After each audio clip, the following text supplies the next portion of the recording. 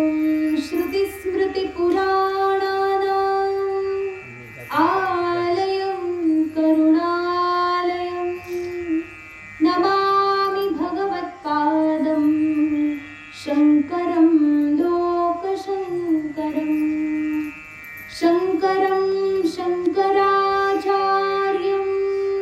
केशवं बादरायणं सूत्रभाष्यकृतौ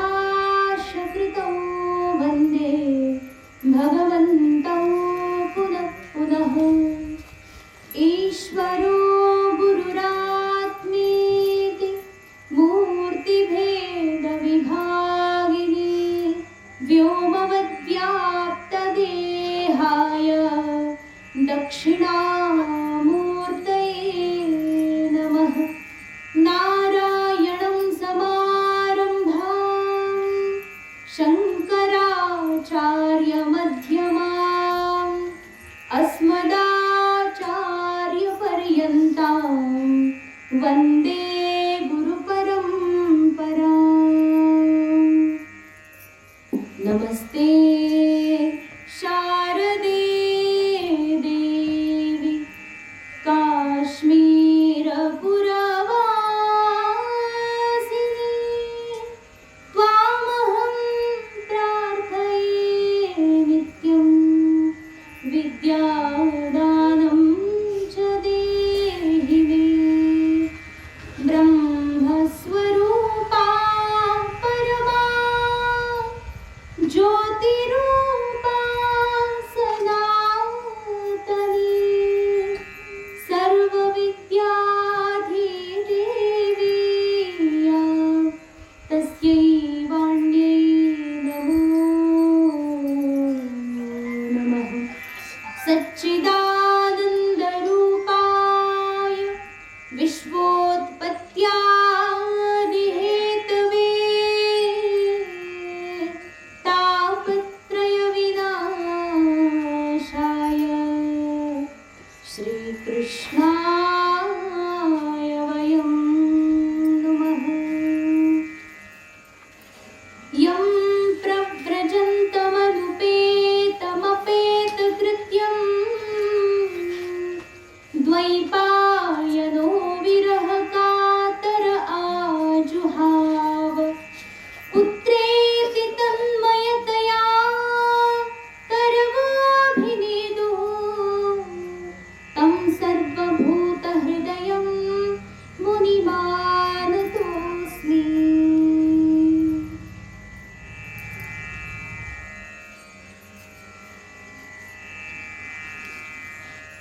करुणा सिंधू भगवान श्री नारायणाच्या अपार कृपेने आपला प्रतिदिन चाललेला हा श्रीमद भागवत सत्संग आणि या सत्संगामध्ये श्रीमद भागवताचा प्रथम स्कंध चालू आहे आणि काल आपण सर्वांनी ऐकलं होतं.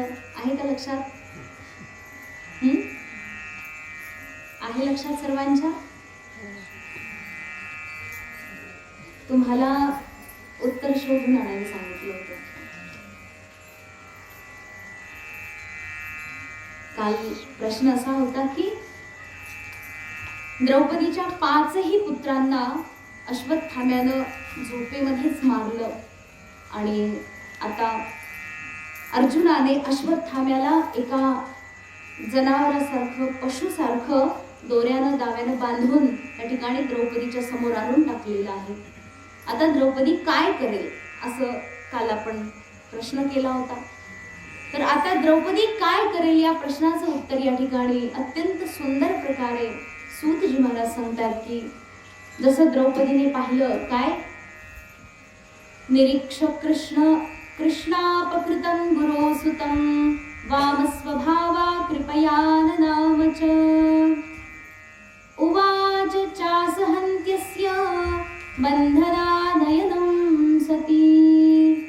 जसं त्या ठिकाणी द्रौपदीने पाहिलं त्या सती महासती द्रौपदी तिने पाहिलं की या अश्वत्थाम्याला इतकं व्यवस्थित नाही तर अगदी ब्राह्मण असूनही एकदम क्रूर कर्मा भले त्याने केलं असूनही त्या ठिकाणी अर्जुनाने एका जनावरासारखं बांधून आणलेलं आहे.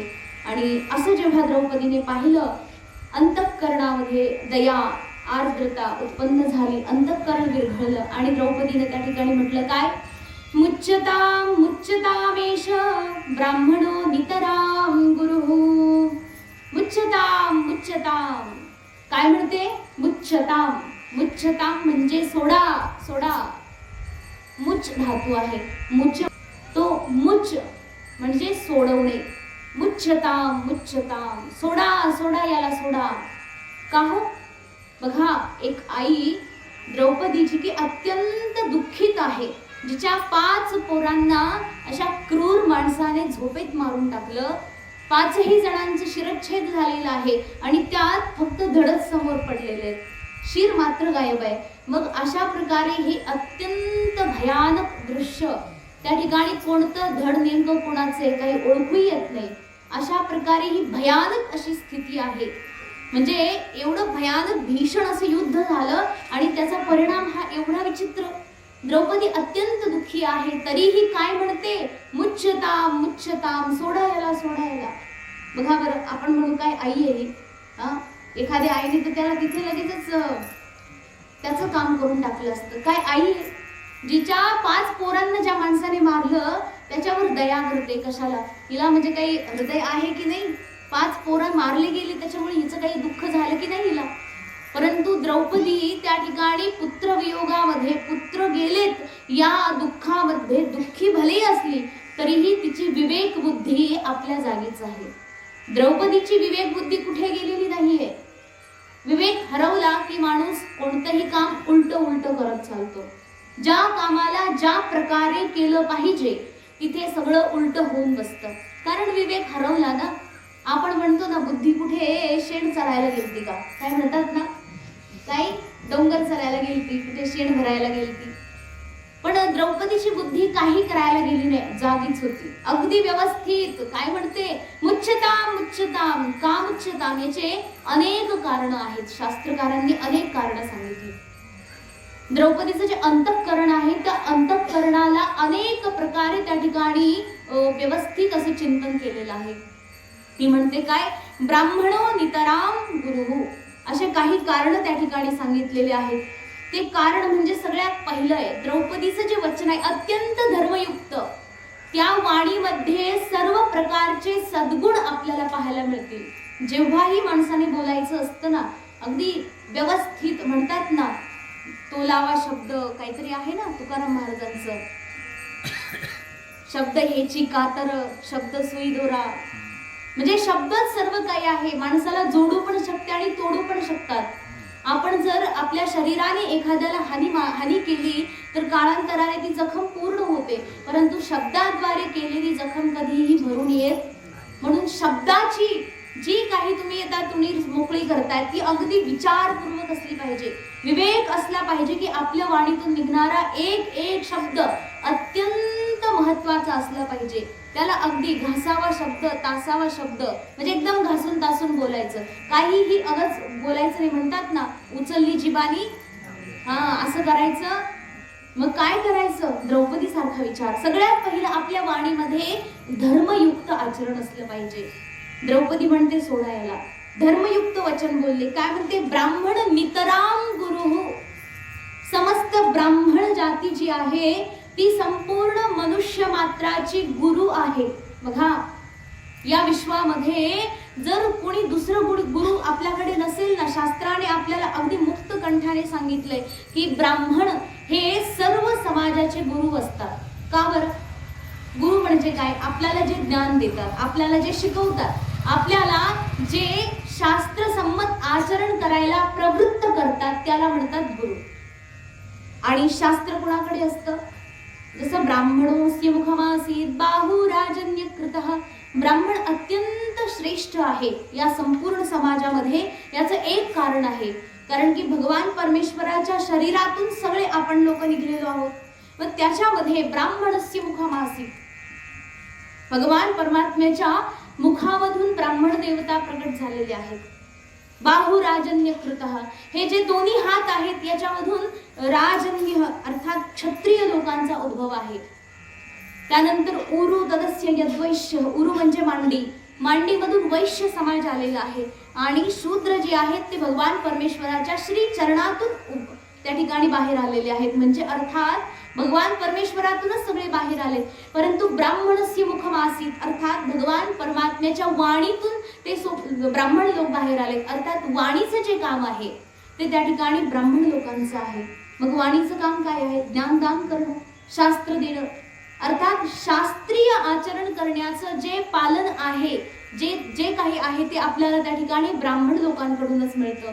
जसं की भगवान शंकराचार्य श्रीमद भगवद्गीतेवर सगळ्यात पहिलं उपोद्घात भाष्य लिहितात.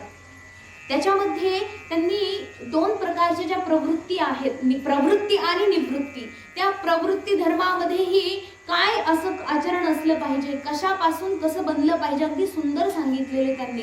शास्त्राचं जे सार आहे तिथे सांगितलंय की प्रवृत्ती धर्मामध्ये किंवा निवृत्ती असो कोणत्या या जनसमाजामध्ये त्या ठिकाणी ब्राह्मण लोकांच्याकडून उपदेश घेतला पाहिजे. राजाचं हे कर्तव्य आहे की कोणीतरी एक ब्राह्मण आपल्याकडे कुलगुरू म्हणून असला पाहिजे. ब्राह्मणांचं त्या ठिकाणी राजानं पूजा केली पाहिजे. राजाने त्या ठिकाणी ब्राह्मणांकडून उपदेश घेऊन शास्त्राचं ज्ञान मिळवून संपूर्ण विद्या अर्जन करून नंतर राज्य शासन केलं पाहिजे. राज्य शासन शास्त्राशिवाय होऊ शकत नाही. कोणतंही कार्य करायचं असेल त्याला एक शास्त्र असतं. कोणतंही कार्य असू द्या, त्या शास्त्राच्या अनुकूल जर तुम्ही ते कार्य करत असाल तर ते अगदी व्यवस्थितपणे पार पडणार, यामध्ये संशय नाही. म्हणून आपल्याकडे कोणीतरी कुलगुरू असावेत आणि कुलगुरू हे ब्राह्मण असतात ज्यांच्याकडे समस्त वेद आहे आणि वेदामध्ये संपूर्ण जीवनचर्येचं संपूर्ण ज्ञान भरलेलं आहे. धर्म अर्थ काम मोक्ष या चारही पुरुषांना प्रदान करण्याचं सम्यक ज्ञान फक्त वेदामध्ये आहे आणि वेद ब्राह्मणांच्याकडे आहेत. मग म्हणून त्या ठिकाणी ब्राह्मण हे आपले सर्वांचे काय झाले? गुरु झाले की नाही? म्हणून म्हटलेलं आहे ब्राह्मणो नितराम गुरु. द्रौपदी म्हणते आपण क्षत्रिय आहोत आणि हा कोण आहे? हा ब्राह्मण आहे. हा मूळतः स्वाभाविक ब्राह्मण असल्यामुळे आपल्या सगळ्यांचा गुरु आहे. सर्व आपण जेवढे आहोत पृथ्वी तलावर सर्वांचा हा गुरु आहे. म्हणून गुरुची हत्या करणं कोणत्याही काळामध्ये त्या ठिकाणी स्वीकार्य नाही. म्हणून ब्राह्मणाची हत्या करणं अत्यंत जघन्य पाप आहे, अत्यंत अपराध आहे मोठा. आणि अशी ब्रह्महत्या कदापि केली नाही पाहिजे. हत्या तर सोडा हो, त्या ठिकाणी ब्राह्मणाला अशा प्रकारे अपमानित सुद्धा नाही केलं पाहिजे. आणि द्रौपदीने प्रणाम केला अश्वत्थाम्याला, बरं का, प्रणाम केला आणि आता म्हणते याला सोडा. बघा, द्रौपदीने त्याला प्रणाम केला ज्याने 5 पुत्र मारले होते. किती महान आहे, अंतःकरण इतकं विशुद्ध आहे. आपल्या भारतीय नारी आपण म्हणतो फक्त की पुरुषांचं असं आणि तसं. बघा, नारींच्या मध्ये काही कमी बुद्धी नाहीये, सम्यक दृष्टी आहे. नारींच्या कडे इतकं दिव्य असं ज्ञान येऊ शकतं, शास्त्राचं ज्ञान येऊ शकतं. त्या संपूर्ण व्यवस्थित प्रकारे शास्त्राचं आचरण आपल्या बालकाला शिकवू शकतात. एक दिव्य असे महापुरुष, कुणी संन्यासी, परमवीर असे घडवू शकतात. ही सगळी मातृशक्तीच्या मध्ये असलेली दिव्य शक्ती आहे. जेवढ्या स्त्रिया आहेत सर्वांच्या मध्ये ही शक्ती आहे, फक्त ती जागृत नसते. आईवर सगळं काही निर्भर आहे की नाही? पहा बरं, आपली आई जशी असते ना, बघा आपले संस्कार त्या प्रकारचे होऊन जातात हळूहळू. आपण किती नाही म्हणा, काहीतरी असतं जे आपल्याकडे सहजपणे येऊन जातं. कारण की सर्वात जास्त सानिध्य आपल्याला आईचं मिळतं. अगदी गर्भापासून तर बाहेर आल्यानंतरही तिथे सर्व ठिकाणी आपल्याला आईचं सानिध्य मिळतं. म्हणून आई ही आपल्या जीवनात अत्यंत महत्वाची आहे. म्हणजेच समाजामध्ये स्त्री अत्यंत महत्वाची आहे. या ठिकाणी पांडव निर्णय घेऊ शकत होते अश्वत्थाम्याचं काय करायचं, परंतु त्यांनी निर्णय दिला द्रौपदीकडे. कारण त्यांना माहित होतं ही स्त्री भले असेल, हिच्यावर आज दुःखाचा डोंगर भले कोसळलेला असेल, तरीही ती विवेकवती आहे. तिच्यामध्ये विवेक भरलेला आहे. तिची बुद्धी निकामी नाहीये. तिच्या बुद्धीमध्ये व्यवस्थित ज्ञान आहे, निर्णय घेण्याची क्षमता आहे. आपण म्हणतो की स्त्रियांकडे निर्णय घेण्याची क्षमता नसते, परंतु हे उदाहरण पहा. आणि आज तर म्हणू अत्याधुनिक स्त्रिया इथं गेल्यात तिथं गेल्यात. अहो, आपल्या पुराण्या जमान्यातल्या स्त्रिया काही मागे नव्हत्या. पाठीमागे वळून बघा इतिहासाकडे. अशा प्रकारे जी अहल्या, द्रौपदी, कुंती, तारा, मंदोदरी आदी आदी ज्या स्त्रिया आहेत त्यांनी इतिहास रचलेला आहे. अद्याप तो इतिहास वाचला जातो, अनुकरणात आणला जातो, प्रेरणा मिळवली जाते त्याच्यापासून. ती माता द्रौपदी अत्यंत दुःखी असूनही म्हणते, काय विचार करते बघा, ब्राह्मणो नितराम गुरु. विसरलं असतं आपण हे सगळं, कोण ब्राह्मण आणि कोण काय काय करायचं. अगदी आपण अशा वेळी तर ना सगळं काही विसरून जातो, जे आहे बस तेवढंच आपल्याला दिसतं. परंतु द्रौपदीच्या ठिकाणी संपूर्ण शास्त्र उभं आहे. म्हणते ब्राह्मणो नितराम गुरु, ब्राह्मण हा सर्व लोकांचा गुरु आहे, म्हणून याला सोडा, मारू नका, मारू नका. हे झालं धर्मयुक्त वचन. त्याच्यानंतर म्हणते सरहस्यो धनुर्वेद सविसर्गोपसंयमः. बघा, न्याययुक्त वचन बोललेलं आहे. काय आहे? हा गुरुपुत्र आहे की नाही? अश्वत्थामा कोण आहे? पांडवांचा. पांडवांचा कोण आहे? गुरुचा मुलगा म्हणजे गुरुपुत्र आहे. तर द्रौपदी इथं सांगते बघा, ज्यांच्याकडून तुम्ही शास्त्र शिकले, अस्त्र शस्त्र विद्या संपूर्ण तुमच्याकडे आज आहे की नाही? तुम्ही सगळे लोक आज मोठे मोठे, कुणी धनुर्धर, कुणी दिग्गज अगदी मोठे गदाधर, कुणाकडे भाला, कुणाकडे काय, हे सगळे अस्त्र शस्त्रांनी तुम्ही आज सुसज्ज महारथी आहात. ते सगळं कशाच्या जोरावर? तेव्हा द्रौपदी आठवण करून देते, ते भगवान द्रोण, स एष भगवान द्रोणः प्रजारूपेण वर्तते. तेच भगवान द्रोण आज तुमच्या समोर पुत्र रूपात उभे आहेत. भगवान द्रोण स्वतः आहेत, म्हणजे पिता जो आहे स्वतःचा अंश देऊन पुत्र उत्पन्न करतो. अर्थात पिता स्वतः पुत्र रूपाने उत्पन्न होतो. त्या ठिकाणी पिता आणि पुत्रामध्ये भेद काही नाहीये, बस त्यांची माता ही वेगळी आहे, यांची माता वेगळी आहे. पिता स्वतः त्या ठिकाणी पुत्र रूपाने उत्पन्न होतो. अर्थात इथे द्रोण जे आहेत ते स्वतः अश्वत्थाम्याच्या रूपात उभे आहेत. आणि द्रोण कोण आहेत तुमचे? म्हणे गुरु आहेत. मग द्रोण गुरु आहेत, अर्थात इथे उभे असणारे कोण आहेत? तुमचे गुरुच आहेत. म्हणून जे अस्त्र ग्रामश्च भवता शिक्षितो यदनुग्रहात, ज्यांच्या अनुग्रहातून तुम्ही संपूर्ण अस्त्र शस्त्र शिकले, ते भगवान द्रोण प्रजारूपेण म्हणजे स्वतःच्या पुत्र रूपाने इथे समोर वर्तते, उभे आहेत, उपस्थित आहेत. म्हणून तद्धर्मज्ञ महाभाग भवद्भिर गौरवम कुलम. अशा प्रकारे तुम्ही आपल्या गुरुची हत्या कराल, त्याकरता गुरुचा अपमान करू नका, गुरुचा अपमान करू नका, त्याकरता तुम्ही सोडून द्या. मुच्यताम मुच्यताम. हे झालं अगदी न्याययुक्त वचन. याच्यामध्ये न्याय आहे, त्यांच्या वाणीमध्ये न्याय आहे. कारण की यांना जर मारलं तर द्रोणाचार्यांच्या प्रती अन्याय होऊन जाईल, म्हणून असा अन्याय व्हायला नकोय. तसंही जे लोक न्याय करतात त्यांचं एक वचन असतं, 100 लोक अपराधी सुटले तरी चालेल, परंतु एका निरपराध व्यक्तीला कधीही दुसऱ्याच्या अपराधाची शिक्षा झाली नाही पाहिजे. हे न्याययुक्त वचन त्या ठिकाणी द्रौपदी बोलली आहे. त्याच्यानंतर पुढे म्हणते अत्यंत करुणा, हृदयामध्ये करुणा आली. बघा, म्हणतात कृपी कोण आहे? यांची माता अश्वत्थाम्याच्या आईचं नाव कृपी आहे, जी कृपाचार्यांची बहीण आहे, द्रोणाचार्यांची पत्नी. तर जी कृपी आहे तिला आता कोणच नाहीये. बघा, द्रोणाचार्य युद्धामध्ये मारले गेले, त्याच्यामुळे त्या ठिकाणी आता फक्त एकच सहारा आहे त्या कृपीला. ती पण बिचारी आई सती जाऊ शकत होती द्रोणाचार्यांच्या सोबत, पण हिचा जीव गुंतला ना आपल्या पोरामध्ये.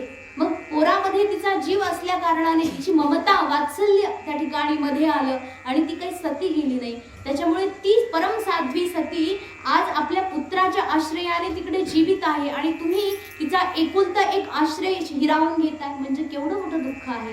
म्हणून जी कृपी आहे त्या कृपी माते करता काय करा, तुम्ही या अश्वत्थाम्याला मुच्यताम मुच्यताम सोडून द्या. करुणा आली हृदयामध्ये, अंतःकरणात करुणा आली ना. द्रौपदी म्हणते, हे बघा, माझे पुत्र गेले की नाही? हो, 5ही गेले, परंतु मला पती आहेत ना, तुम्ही 5 आहात, तुम्ही माझ्यासाठी. आज मला काहीही कमी पडणार नाहीये, कशाही प्रकारची मला चिंता नाही. तुम्ही 5 लोक आहात माझ्या रक्षणाकरता. परंतु ती आई कृपी, तिचे पतीही गेले आणि पुत्र जर गेला तर आता ती अनाथ होऊन जाईल आणि ती अनाथ झाल्याचं पाप तुम्हाला लागेल. त्याच्यामुळे हे काय करू? ही कोण म्हणते? द्रौपदी. बघा, दुसरं कारण सांगितलं, तिसरं कारण सांगितलं. आणि त्याच्यानंतर जे अंतःकरण करुणा भरलेली आहे त्याच अंतःकरणातून आता एक अत्यंत निष्कपट असं वाणी बोलते. वाणीमध्ये कपट नसला पाहिजे, कधी छल नसला पाहिजे. कपट म्हणजे आपण बोलतो एक पण ते मनामध्ये असतं दुसरं. वरून बोलायचं आहा खूप छान, तुमचं छान होऊ द्या, खूप छान, पण मनामध्ये असं कसं झालं याचं, नाही असं नाही व्हायला पाहिजे. मनात वरून असं म्हणता येत नाही ना. म्हणून ते आपण चांगले आहोत, आपण सगळ्यांविषयी चांगला विचार करतो हे दाखवण्याकरता वाणी मात्र गोड गोड असते. त्याच्या वाणीमध्ये अगदी छान मधुर खडी साखर भरलेली असते. आणि मनात विषकुंभ पयोमुखम म्हणलंय शास्त्रामध्ये, म्हणजे एक मोठा रांजण भरलेला असतो. कशाचा? विषाचा. विष भरलेलं आहे त्या रांजणामध्ये. फक्त वरती एक असा थर देतात. कशाचा? दुधाचा. वर बाहेरच्यांना काय वाटतं, हो दुधाने भरलेला रांजण आहे, दुधाने भरलेला आहे, प्या. पण आतमध्ये काय आहे? विष भरलेलं आहे. मग आपल्या या रांजणामध्ये विष भरून ठेवायचं आणि वरती फक्त दूध दाखवायचं, त्याचा काय उपयोग आहे बरं? आता तुम्ही म्हणा याला रांजणही बनवून टाकलं, म्हणजे शास्त्र म्हणते बरं काय, विषकुंभ पयोमुखम.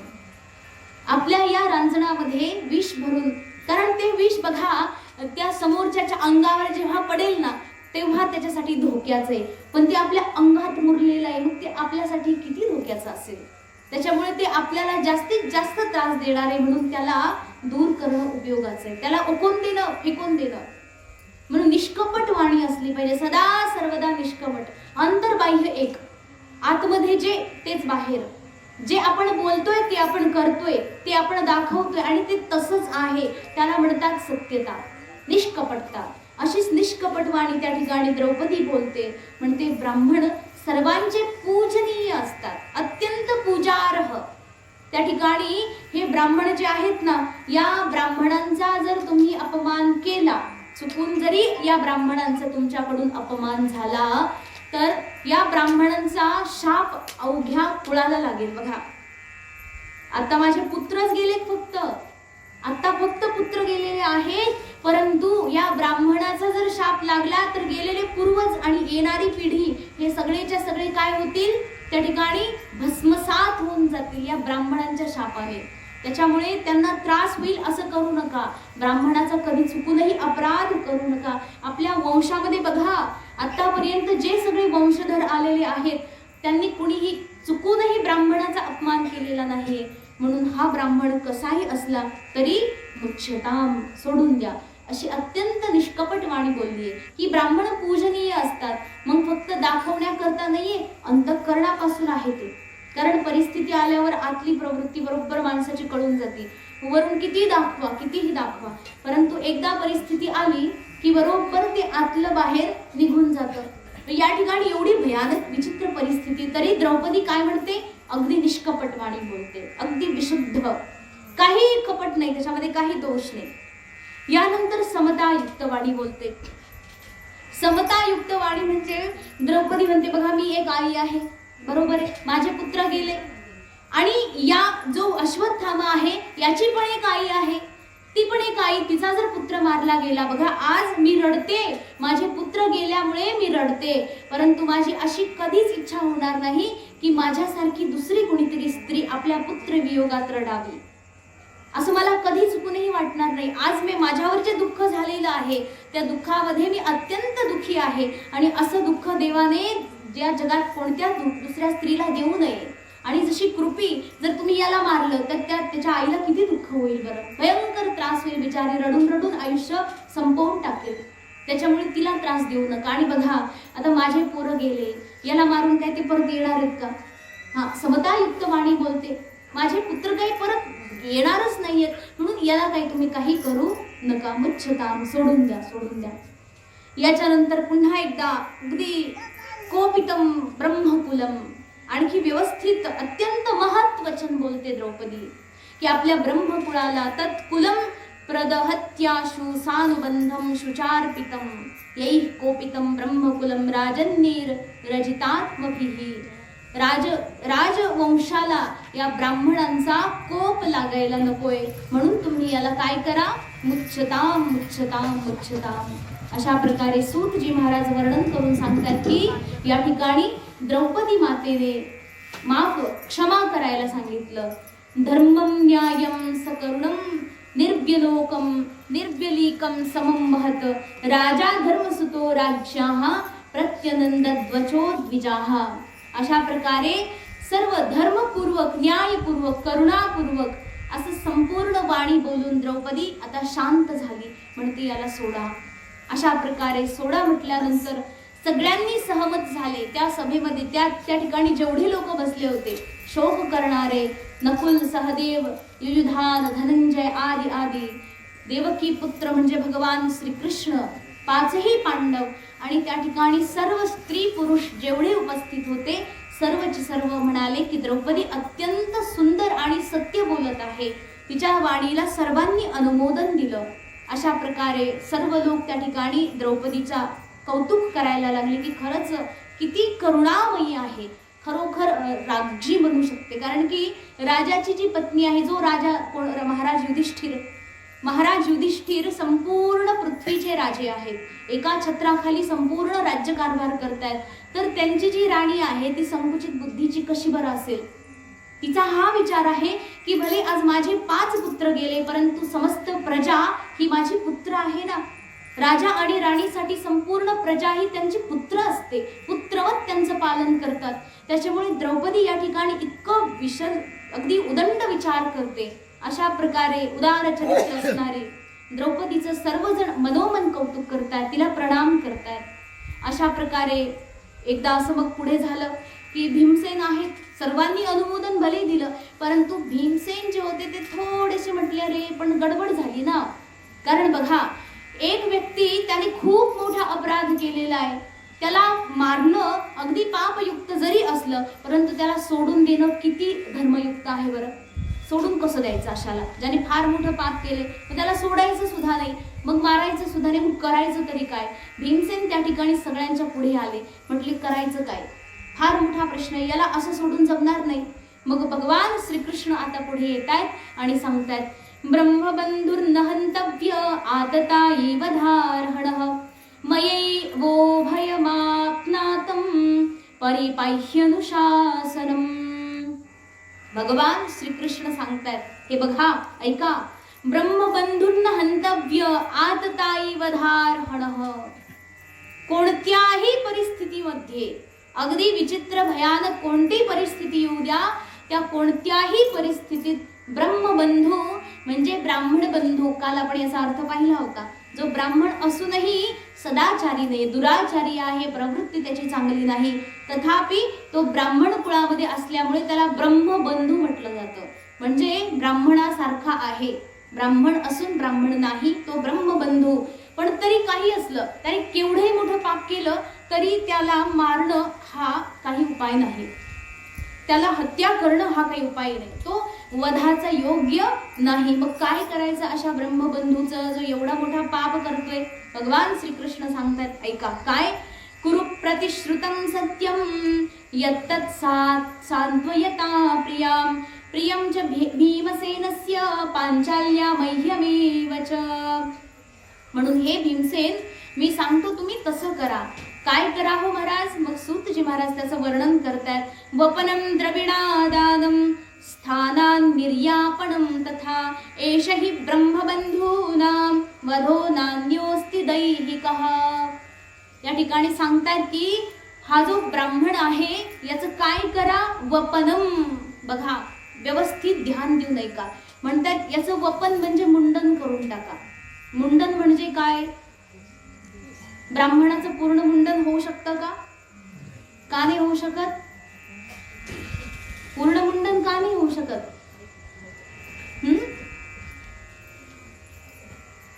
जय सियाराम.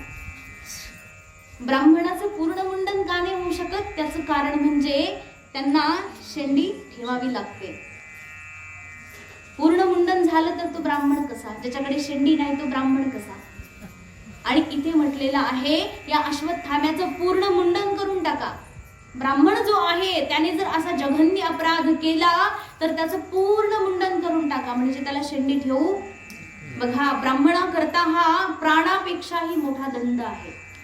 आणि आज जर कुणी ब्राह्मण शेंडी ठेवत नाही तर ते ब्राह्मण कशाचे? शास्त्राने सांगितले बरं का. इथे तुम्ही म्हणणार असं कसं बोलता स्पष्ट, पण मी बोलतच नाहीये. तुम्ही शास्त्राला विचारा, माझ्यासोबत भांडून काही होणार नाही. शास्त्रामध्ये जे सांगितले ते काही पुसलं जाणार नाहीये. म्हणतात एष ही ब्रह्मबंधूनाम वधो नान्यस्ति कश्च दैहिक. हाच ब्रह्मबंधूचा म्हणजे जे ब्रह्मबंधू आहेत त्यांचा हाच वध आहे. खरोखर त्यांना दैहिक वध दिला जाऊ शकत नाही, म्हणजे शरीराचा वध त्यांचा होऊ शकत नाही.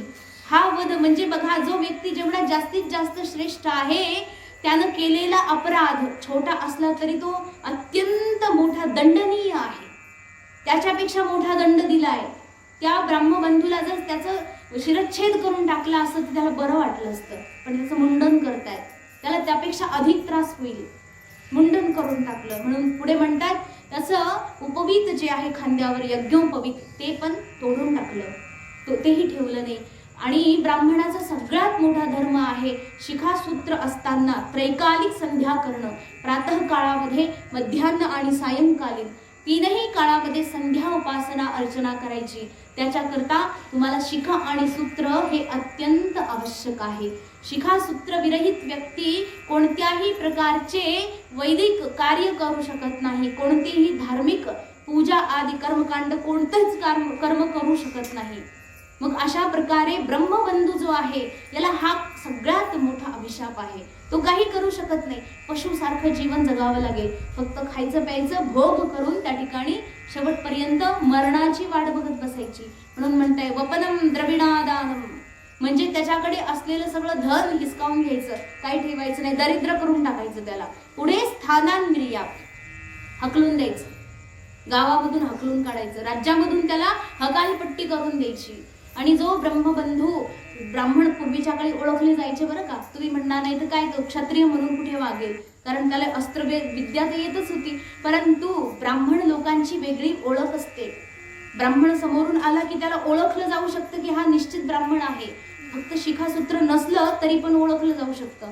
मग शिखासूत्र नाही अर्थात हा ब्रह्मबंधू आहे हे सुद्धा ओळखता येतं. मग या ठिकाणी अश्वत्थाम्याला जर राज्यातून बाहेर काढलं तर कोणत्याही राज्यामध्ये स्थान मिळणार नाही. इतरत्र तो फक्त भटकत राहील. आणि तसंही अश्वत्थाम्याला चिरंजीवी वरदान मिळालेलं आहे, तो मरू शकत नाही. चिरंजीवी 7 चिरंजीव आहेत ना, जसं हनुमानजी महाराज, त्यापैकी अश्वत्थामा सुद्धा आहे की अश्वत्थामा कधी मरू शकत नाही. मग आता त्याला असंच राहायचं ब्रह्मबंधू म्हणून. सृष्टी जोपर्यंत प्रलय होत नाही तोपर्यंत असंच राहायचं. हा केवढा मोठा अभिशाप आहे. त्यापेक्षा मारलं असतं तर बरं झालं असतं, परंतु तसं केलं नाही. त्यानंतर निर्वापण, स्थानातून काढून टाकलं. अशा प्रकारे हा सगळा दंड दिला.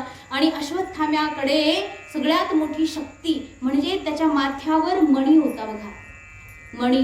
तो मणी त्या ठिकाणी अर्जुनाने कटारद्वारे काढून घेतला आणि आता इथून सगळं रक्त गळायला लागलं, संपूर्ण शरीर रक्तबंबाळ झालं. अशा अवस्थेत अश्वत्थाम्याला हकलून लावलं, पळून लावलं त्याला.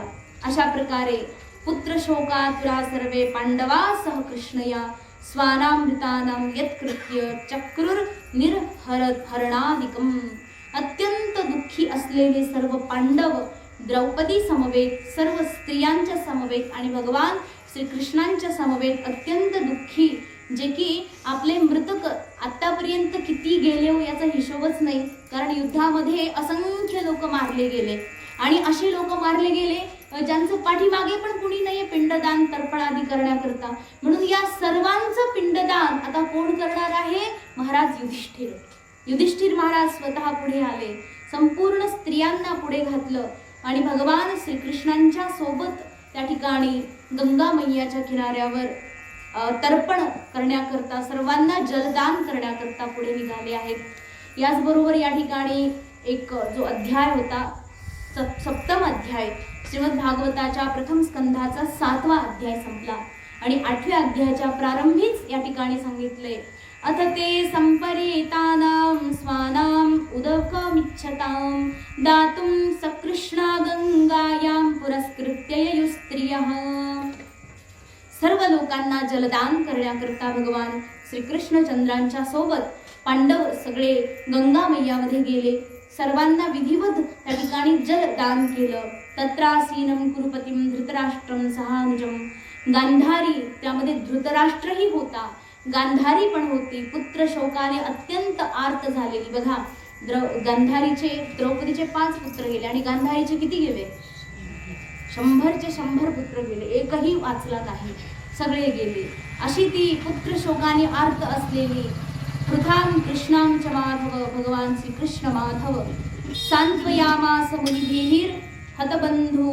सर्व मुनींच्या सोबत त्या ठिकाणी भगवान श्रीकृष्ण समोर आले आणि गेलेल्या लोकांचे तर्पण करवून सर्व लोकांना सांत्वना देतायत, की म्हणतायत काही दुःख करू नका. महाराज युधिष्ठिर आदी सर्वांना सांगतायत की हा जो काळ आहे, हा काळ सर्वांच्या कोणाच्या अधीन नाहीये. सगळे लोक हे काळाच्या अधीन आहेत आणि काळाच्या ओघामध्ये, काळाच्या लोटामध्ये किती मोठी जनसंख्या एक सोबत मारली जाऊ शकते, मरू शकते, याचा काहीही अंदाज नाही. हा सर्व काळाचाच महिमा आहे. हे जे काही झालेलं आहे, जो तो आपल्या आपल्या कर्मानुसार काळाच्या मुखी पडलेला आहे. त्याच्यामुळे तुम्ही दुःखी होऊ नका. तुम्ही सर्वजण त्या ठिकाणी त्यांना श्रद्धांजली देऊन, त्यांना आदरांजली समर्पित करून, त्यांना तर्पण आणि जलांजली, तिलांजली देऊन त्या ठिकाणी काय करा, सर्वांना व्यवस्थित प्रकारे तर्पण आदी द्या. आपले कर्तव्य कर्म करून पुढच्या कामाला लागा. अशा प्रकारे भगवान श्रीकृष्णचंद्र सर्व लोकांना सांत्वना देऊन आता विचार करतायत, अरे खूप दिवस झाले ना, काय चाललंय म्हणे आपलं, कधी आलोय मी, कुठून, द्वारकेतून आलोय आणि आज द्वारकेतून इथं आलेलं मला किती वर्ष झाले, महिने ओलटून गेले एवढे सगळे. आणि मग अशा प्रकारे मी इथं आलोय, पण आता जायला पाहिजे मला द्वारकेला.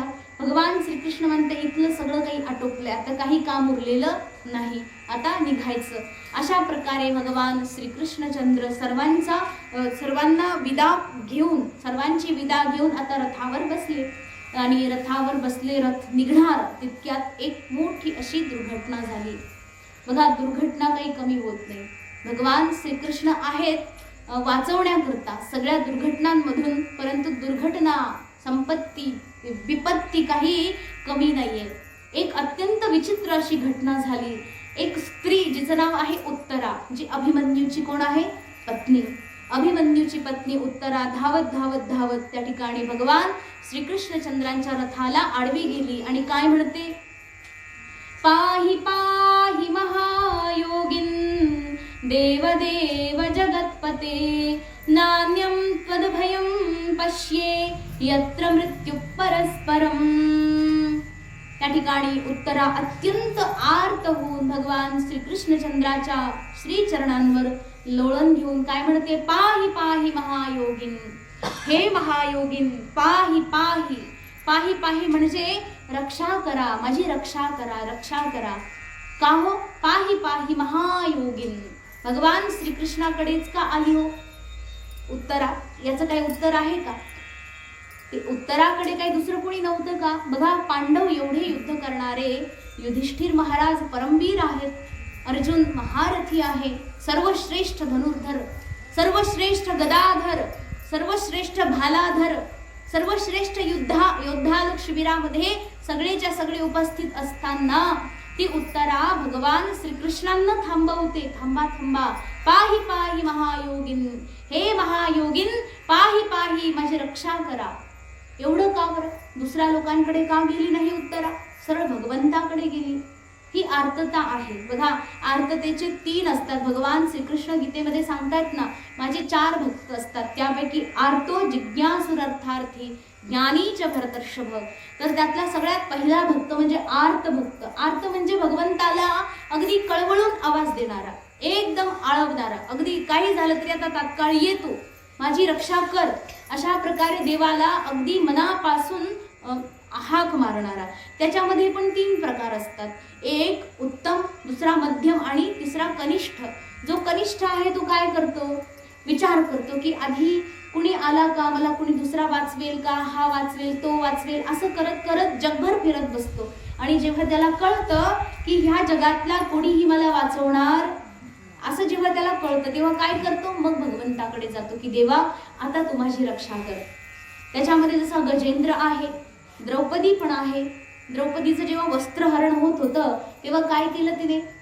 आधी भगवान म्हणजे भीष्म आहेत पितामह, गुरुद्रोण आहेत, कृपाचार्य आहेत, विदुर आहे, अनेक महारथी भरलेले आहेत, त्या सभेमध्ये पांडव आहेत, सर्वांचा शरण गेली, कोणीच वाचवलं नाही.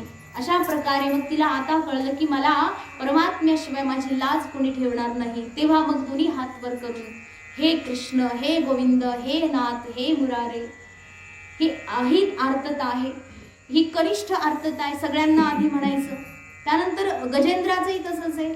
आणि मध्यम आर्तता जी आहे त्याच्यामध्ये सुद्धा विचार करायचा मनात, अरे मला कुणी वाचवेल का, वाचवेल का. जेव्हा मनात कळतं तरी नाही नाही मला कुणी वाचवणार नाही, मग तो माणूस लगेच जातो देवाकडे. आणि अत्यंत आर्त, एकदम उत्तम आर्त, सगळे असताना, सगळे आहेत, सक्षम आहेत, सगळे लोक रक्षा करू शकतात, हे सगळं माहीत असूनही सर्वांचा आश्रय त्याग करून सरळ परमात्म्याकडे धाव घेणं, याला म्हणतात उत्तम आर्तता. आणि ही उत्तम आर्तता होती कोणाकडे?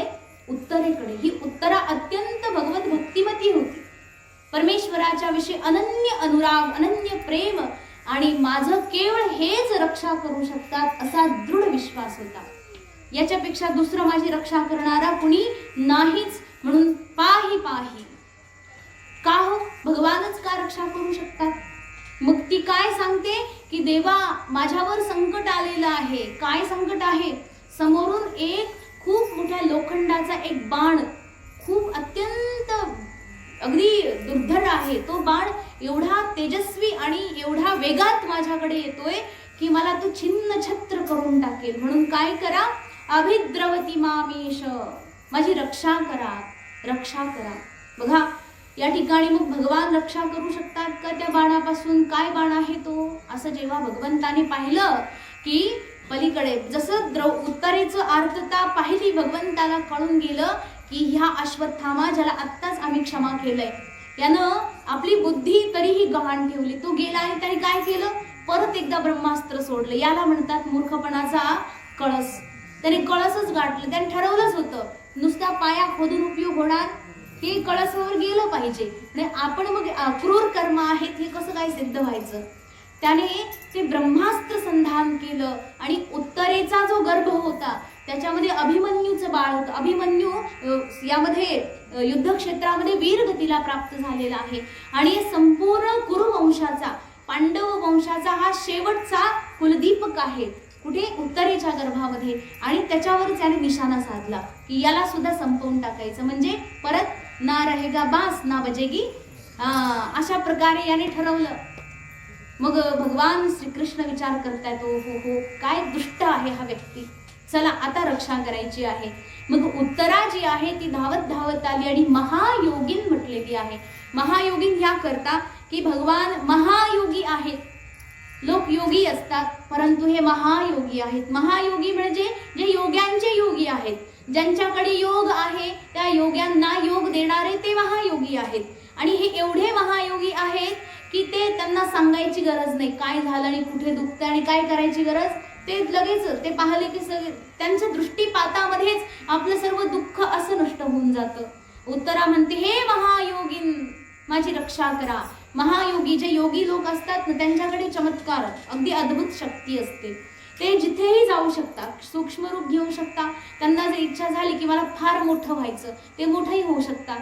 एखादं त्यांना वाटेल की माझं वजन अगदी 0 ग्राम झालं पाहिजे, तर ते तसंही होऊ शकतात. त्यांना वाटलं की माझं वजन एवढं झालं पाहिजे की पृथ्वीलाही झेपणार नाही, एवढं वजनही करू शकतात. म्हणजे त्या योग्यांच्याकडे हे अद्भुत असं सामर्थ्य असतं. आणि एकदम सूक्ष्म असं रूप धारण करून ते कुठेही जाऊ शकतात. आणि हे उत्तरेला माहित होतं की माझ्या गर्भामध्ये जे आता वाढत आहे, जो या कुळाचा वंश जो काही वाढत आहे, त्या वंशाची रक्षा करण्याकरता हा महायोगीच पुरेसा आहे. हा महायोगीच वाचवू शकतो, माझ्या गर्भामध्ये जाऊन त्याची रक्षा करू शकतो. ही महायोगीन या शब्दाद्वारे सिद्ध होतं.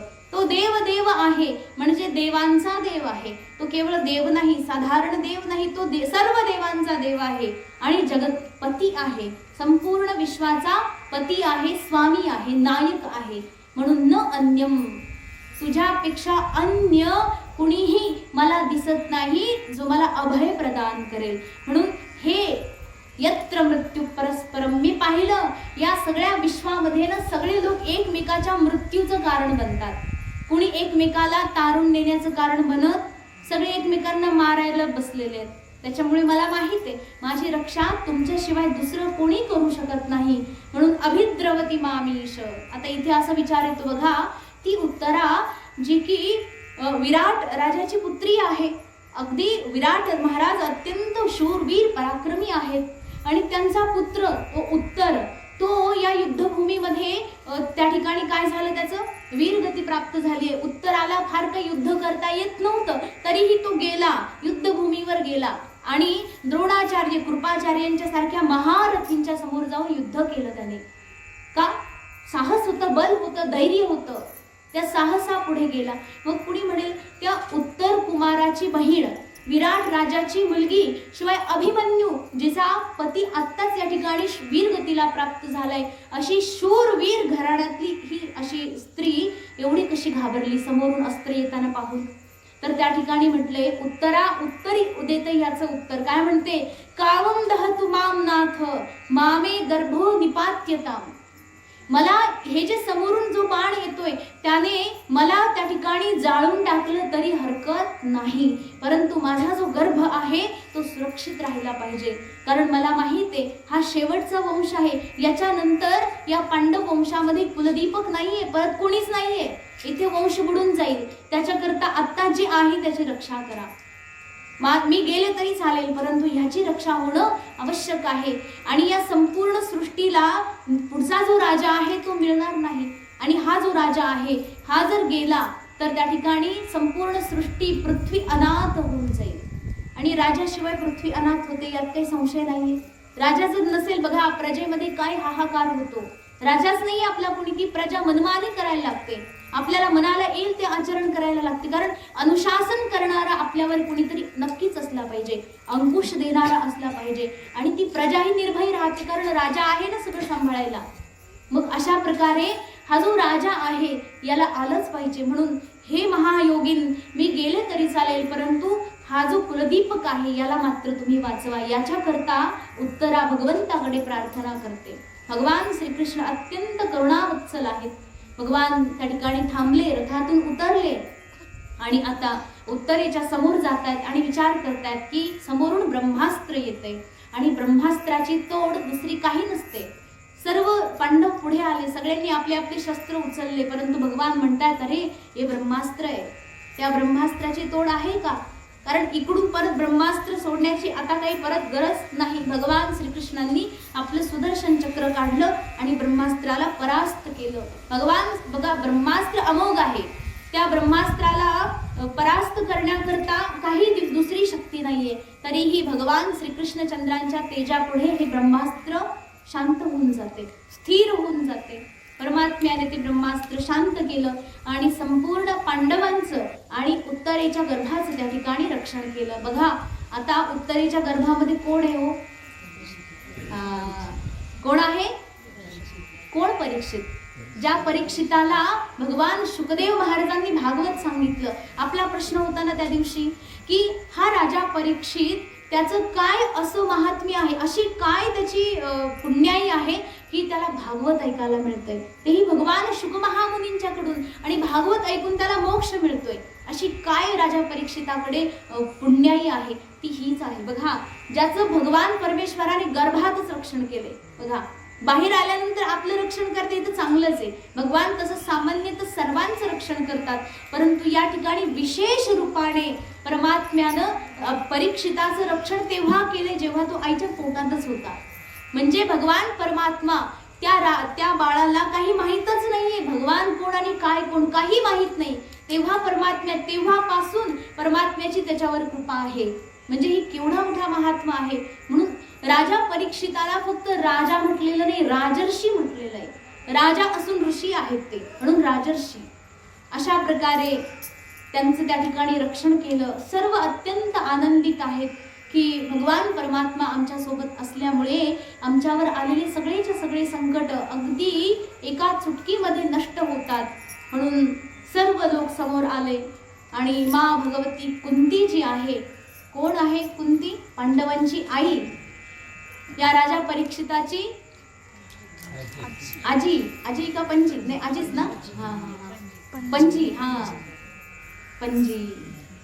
याच्यामध्ये तुम्ही कसे चुकणार? तुम्हाला नाही कळलं मग कोणाला कळेल हे? मग अशा प्रकारे माता कुंती समोर आली. आपल्या सगळ्या आपल्या पुत्रांना, आपल्या सुनांना, आपल्या मागली जे होते सगळे, जे उरलेले, बघा उरलेले थोडेच होते, सगळेचे सगळे गेले ना. 18 अक्षौहिणी सैन्य गेलं, त्याच्यामध्ये सगळे गेले होते, जेवढे उरले सुरले सगळ्यांना घेतलं. आणि माता कुंती आता भगवान परमेश्वराच्या चरणांवर त्या ठिकाणी लोळण घेते, लोटांगण घालते आणि परमेश्वराची अगदी मनापासून प्रार्थना करते. तर या ठिकाणी भगवती कुंतीनी भगवान परमेश्वराची फार सुंदर अशी स्तुती केलेली आहे. आणि त्या स्तुतीचा एक एक श्लोक अत्यंत महत्त्वपूर्ण आहे. उद्या आपण या स्तुतीला कशा प्रकारे भगवती कुंतीने देवाची स्तुती केलेली आहे बघा. कारण संकटातून जेव्हा भगवान वाचवतात ना, तेव्हा त्यांची स्तुती काहीतरी विशेष पद्धतीने निघते. जेव्हा आपण इतर वेळी स्तुती करतो तेव्हा ठीक आहे, स्तुती करायची असते म्हणून करून घेतो, परंतु जेव्हा आभार एका व्यक्तीचे जर आपल्याला व्यक्त करायचे असतील, करू शकत नाही, परंतु तरीही एक औपचारिकता म्हणून जर करायला गेलं तर त्याच्या मुखामधून काय शब्द निघतील बरं? एवढ्या संकटातून, म्हणजे प्रत्येक वेळी ज्याने आपलं सगळीकडून रक्षण केलं, अशा परमात्म्याची आपल्याला स्तुती करायची आहे. तर भगवती कुंती आता काय बोलेल? मग अशा प्रकारे अत्यंत सुंदर अशी स्तुती या ठिकाणी केलेली आहे, जी की खूप मोठी आहे. म्हणून आपण याचं चिंतन उद्या करू. अशा प्रकारे राजा परीक्षिताचा भगवान परमेश्वरानं गर्भामध्ये असतानाच रक्षण केलेलं आहे. आणि उद्या कुंती देवीची स्तुती झाल्यानंतर पुढे या ठिकाणी आपल्याला राजा परीक्षिताचा जन्म उत्सव त्या ठिकाणी पाहायचा आहे की कशा प्रकारे सगळं झालं. अशा प्रकारे झालेली आजची सेवा भगवान परमेश्वराच्या श्री चरणावर समर्पित करून वाणीला पूर्ण विराम देऊ.